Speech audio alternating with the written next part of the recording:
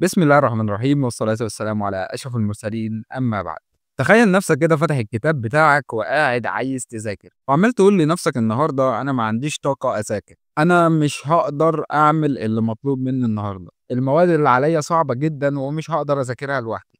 دي للأسف معظم المشاكل اللي بتيجي في دماغنا واحنا قاعدين بنذاكر خصوصا في الثانوية العامة، فإحباطك لنفسك في أي حاجة في المذاكرة أو بره المذاكرة وحتى في حياتنا الشخصية بتأثّر على نفسيتنا، وبتأثّر على إنتاجنا بشكل كبير جدًا. فخلّيني أوضّح لك هافيدك في الفيديو ده إزاي، عن طريق قصة سارة اللي هنحكيها مع بعض. سارة دي بنت كانت في الثانوية العامة، وكل اللي حواليها كانوا شايفين إنها حد شاطر جدًا، ويقدر يوصل للكلية اللي بيحلم بيها. لكن سارة من جواها كانت بتحس إنها مش قادرة، كانت دايمًا بتقنع نفسها وبتقول لنفسها أنا مش هاقدر أعملها وأوصل للكلية اللي أنا عايزاها، وإنها مش هتقدر توصل زي زمايلها اللي سبقوها أو أصحابها اللي دلوقتي في نفس الكلية اللي بتحلم بيها. في مرة سارة كانت قاعدة في البيت وبتحاول تذاكر، بس كل ما تمسك الكتاب بتفقد تركيزها، ما بتحسش إنها مركزة، وترجع تفكر تاني في الحاجات اللي خايفة منها واللي ما تقدرش تحققها، لحد ما أمها جات ودخلت عليها بأوضة وقالت لها بُصّي يا سارة، تعرفي النملة؟ قالت لها آه أعرف النملة كويس جدًا. قالت لها النملة وهي ماسكة حاجة تقيلة، والنملة دي وهي ماشية راحت واقعة، إيه اللي بيحصل؟ ردِّت عليها وقالت لها بتحاول وبتقوم إنها تشيل الحاجة تاني وتكمّل بيها الطريق بتاعها، فردِّت عليها بسؤال، قالت لها طَب النملة دي لو ما قررتش إنها تقوم بعد ما وقعت وتاخد الحبّة وتكمّل بيها، إيه اللي كان ممكن يحصل؟ فردِّت عليها وقالت لها عمرها ما كانت هتوصل للهدف بتاعها وهو إنها تخزّن الأكل عشان تعيش عليه. قالت لها بالضبط ده اللي لازم نعمله، لمّا نيجي نُقع في المذاكرة أو نُقع في حياتنا، لازمًا نقوم تاني ونشيل الحباية بتاعتنا تاني أو نشيل الهدف اللي إحنا عايزين نوصل له ونكمّل بيه في الطريق بتاعنا. فالكلام ده أثّر جدًا في سارة وخلّاها تفكّر وتعيد تفكيرها تاني في الأهداف اللي عايزة توصل لها أو في نظرياتها عمومًا في الحياة أو في تحقيق الهدف، فبدأت تصدّق إنها قادرة، وبدل ما كانت بتركّز على الخوف من الفشل، ركّزت على كل خطوة بتاخدها لقدّام. وخلّيني أقول لك المفاجأة، في آخر السنة سارة ما نجحتش بس، دخلت الكلية اللي كانت بتحلم بيها، وأثبتت لنفسها إن التركيز على الهدف وتكملة المسير في الحاجة اللي أنت عايز توصل لها، ده بيكون شيء محفّز كبير جدًا لنفسك، وإنك تقدر تعدّي أي خوف لمجرد إنك غيّرت نظرتك لنفسك اللي أنت شايفها دايمًا فاشلة. فلو بصّيت لها كده مع نفسك، مش مهم إنك تُقع كام مرّة، المهم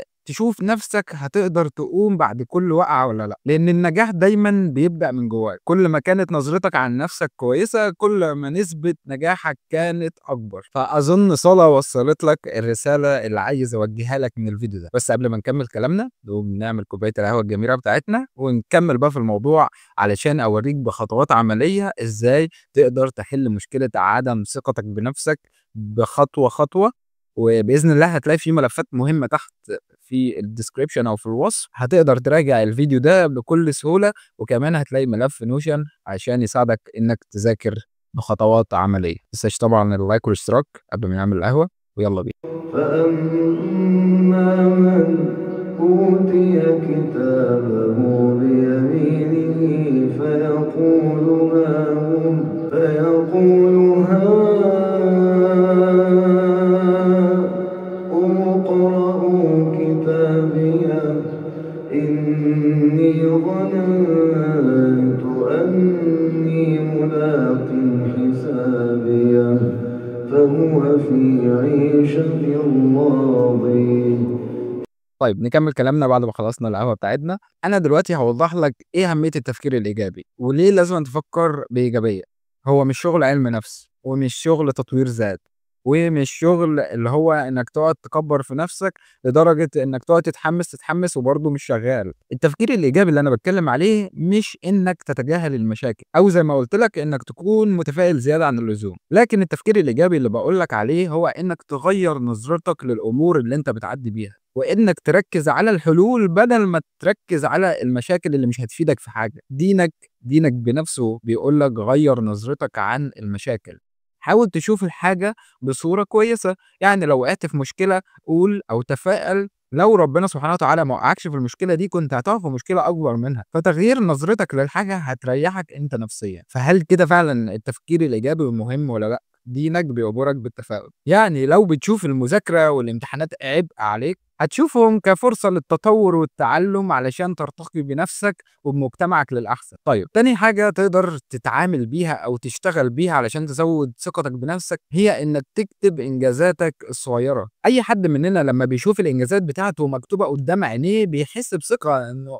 خلص حاجة، حتى لو الحاجات دي حاجات بسيطة. فرحته بالحاجات البسيطة اللي حققها تديله دفعة كبيرة إنه يحس نفس الإحساس وهو بيغير أو هو بيعمل الحاجات الكبيرة، بدل ما كان بيركز على الأخطاء اللي كان بيقع فيها والمشاكل اللي كان بيقع فيها واللي كانت بتعجزه. بيبدأ يبص بقى على حاجات أو المهمات الصغيرة اللي خلصها، فده بيزود ثقته بنفسه. فلو خليت عندك العادة دي إنك تكتب إنجازاتك الصغيرة، ده هيعلمك تقدر نفسك والمجهود اللي أنت بذلته. فلو عايز تمرن نفسك على كتابة الإنجازات الصغيرة قبل النوم أو في نهاية اليوم بتاعك، اكتب 3 حاجات بس أنت حققتها النهارده أو ذاكرتها النهارده. يعني مثلًا خلّصت درس في الفيزيا، خلّصت الواجب النهارده بتاع العربي. النقطة المهمة بقى اللي بعد كده وهي الابتعاد عن المقارنات. لمّا بنيجي نقارن نفسنا بأي حد تاني بنحس بعدم الثقة بالنفس، وخصوصًا على السوشيال ميديا. يعني أنت لو دخلت طبعًا على جروب من الجروبات اللي هي مهتمة بالمذاكرة ومهتمة بالإنجاز والتخطيط، ولقيت الناس عمّالة تنزّل في بوستات وعمّالة تنجز، والنهارده يقول لك واحد أنا ذاكرت محاضرة مش عارف كذا، والنهارده أنا راجعت درس العربي، والنهارده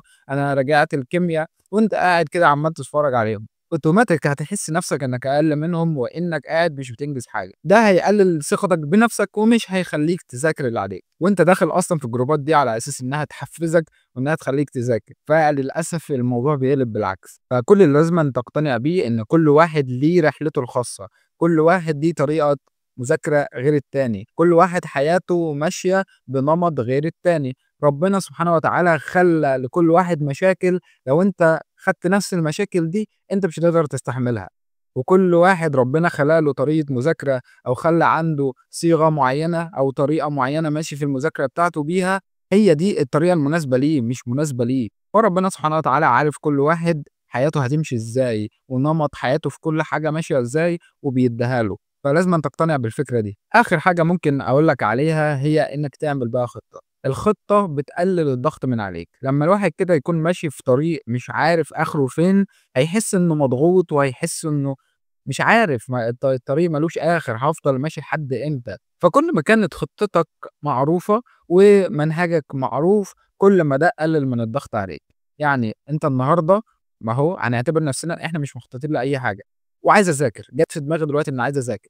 هتقعد تعمل مجهود أصلًا إنك تفكر تذاكر إيه والّا إيه، أو تذاكر عربي الأول والّا إنجليزي الأول، وإيه اللي متراكم عليك وإيه اللي مش متراكم عليك. فالموضوع فيه مجهود. فلو النهارده أنت كاتب مثلًا أنا هاذاكر أول درس عربي وأول درس إنجليزي وهاكتب الواجب بتاعهم، خلاص أنت كده أول ما الفكرة بتاعة المذاكرة جات في دماغك، أنت هتدخل تذاكر على طول، مش هتبذل مجهود ولا هتضيّع وقت ولا هتتشتت. فكل ما كانت خطتك واضحة، يا عم أنت دلوقتي مش عارف تخطط إزاي، اعمل خطة ليوم واحد، ما تقعدش تخطط للشهر أو تخطط للأسبوع. خُد الموضوع ببساطة وإن شاء الله ربنا هيكرمك من وَسَع. أخيرًا ثقتك بنفسك مش بتيجي في يوم وليلة. افهم إن كمان ثقتك في نفسك هتاخد معاك وقت. مجرد بس إنك تخطط وتشوف إنجازاتك قدّام عينك، ده هيبدأ يعلّيها معاك واحدة واحدة. فلو وصلت لحد دلوقتي أنا باشكرك شكرًا جزيلًا إنك استفدت ولو بمعلومة بسيطة. أنا الفيديو ده والله عامله ليك مش أكتر. لو الفيديو فادك ولو بشيء بسيط، اعمل لايك واشترك في القناة بإذن الله، وشارك الفيديو مع أصحابك أو لو في حد مهتم بالمحتوى ده أو لو في حد مهتم بالمعلومات دي. وكمان مشاركتك للفيديو هيساعد إن الفيديو يوصل لكل طلاب الثانوية العامة أو لكل الطلاب اللي بتذاكر عشان يقدروا يرتقوا بالتعلم بتاعهم ويرتقوا بطرق المذاكرة بتاعتهم. أشوفكم في الفلوج الجديد أو أشوفكم في الفيديو الجاي بإذن الله، والسلام عليكم ورحمة الله وبركاته.